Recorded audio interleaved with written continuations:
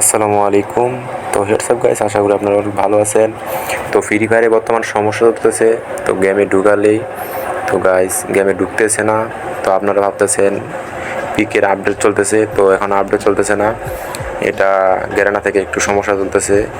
এটা ইন্ডিয়া আর বাংলাদেশের সার্ভারের সমস্যা চলতেছে।